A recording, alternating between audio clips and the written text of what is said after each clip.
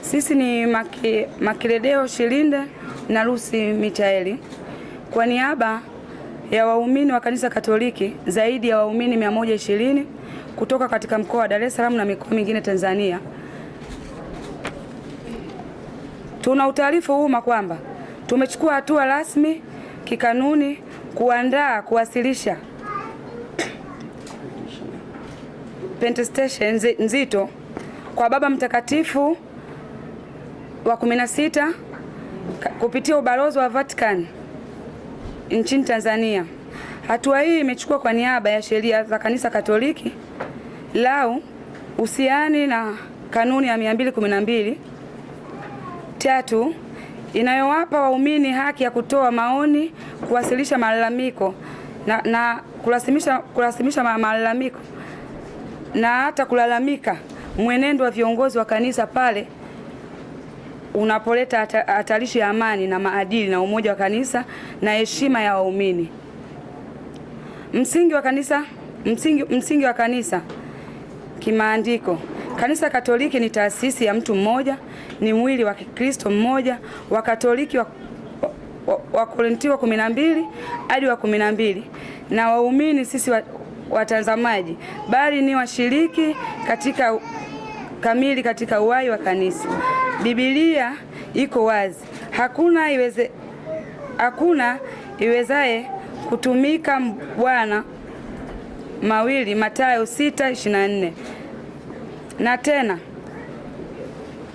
mamlaka iliyopewa itumike kwa ajili ya kujenga, sisi kubomoa. Wakorinto 13 mpaka wa 10. Papa Mtakatifu Benedikto wa 16 alifundisha wazi kanisa alijichukulia jukumu la kuingia kwenye mapambano ya kisiasa. Malalamiko yazidi Padre Kitima na malalamiko zidi ya Padre Charles Kitima inalenga kwa uzito mwenendo wa Padre Charles Kitima, katibu mkuu wa Baraza la Maaskofu Tanzania TIC. Kwa muda mrefu kauli, matamko, mienendo yake inatafsiriwa kwa waumini wengi kuwa mwelekezo wa kisiasa, ikiwemo mahusiano yanayoonekana kuwa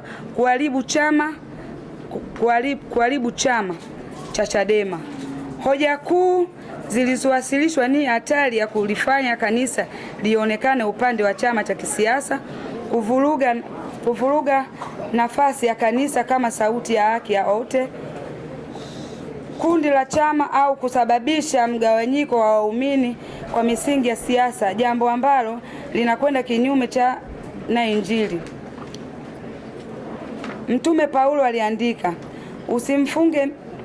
usijifunge nira moja kwa wasio waumini, 2 Wakorinto 6 mpaka 14. Balozi wa Vatican kuwakilisha hoja zetu na udhuri tulipokelewa.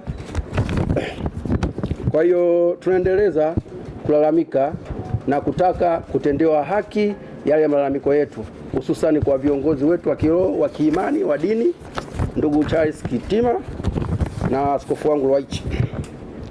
Shtaka la kikanuni dhidi ya Askofu Judice Tadeus Ruwaichi, tumeandaa petition. Pia inalenga shtaka zito la kikanuni dhidi ya askofu mkuu wa Dar es Salaam Ruwaichi, baada ya waumini kutumia haki yao ya halali kumwandikia balozi wa Vatican. Askofu huyu alitumia madhabahu, mahali patakatifu pa neno la Mungu, kuwatusi waumini hadharani kwa maneno kama yafuatayo. Nafikiri wote mlisikia. Aliita baadhi ya watu marofa, wananjaa, wapumbavu na kuhoji uhalali wa Ukristo wao, ambalo jambo si la haki. Lakini pia tukiangalia Biblia inasema wazi kabisa, yeyote atakayemwambia ndugu yake mpumbavu atapata hukumu. Hii sio mimi, ni Mathayo. Ukifungua Mathayo 5 mstari wa 22 unasema hivyo. Lakini sio Mathayo tu, canon law inasisitiza, kanoni ya 220, heshima na utu wa waumini lazima vilindwe. Lakini kanoni ya 386, askofu awajibike kulinda mahubiri dhidi ya matumizi. Askofu awajibike kulinda mahubiri dhidi ya matumizi mabaya. Kanuni ya 387, askofu awe kielelezo cha unyenyekevu na upendo. Lakini kama itoshi, kanuni ya 392, askofu azuie matumizi mabaya ya mamlaka.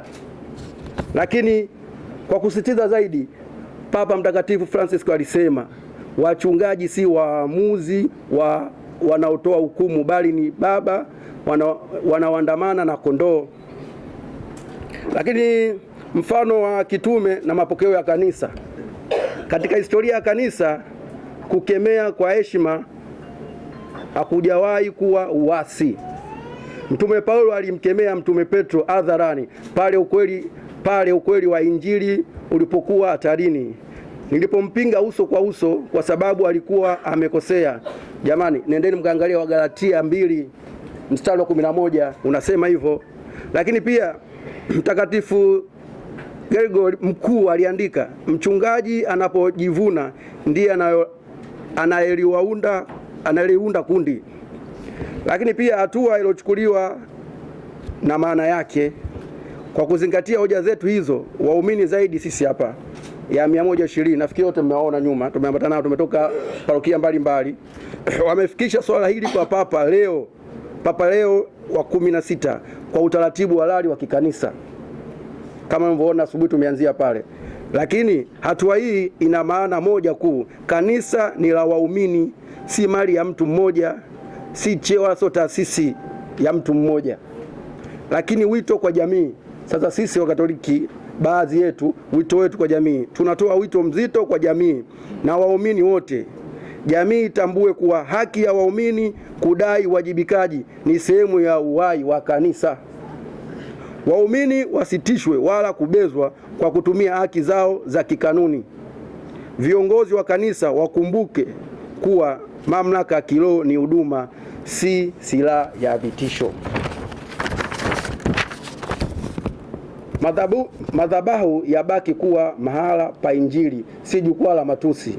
Kanisa libaki kuwa sauti ya haki, amani na umoja, si muhimili wa siasa za vyama. Tuelewane hapa. Kanisa libaki kuwa sauti ya haki, amani na umoja, si muhimili wa siasa za vyama. Kanisa linapojisahau, waumini ulikumbusha. Na ndio maana sisi tunachokifanya sasa hivi, aidha kama viongozi wetu walijisahau, tunawakumbusha kwamba wasikae kwenye mlengo wa siasa wa chama kimoja.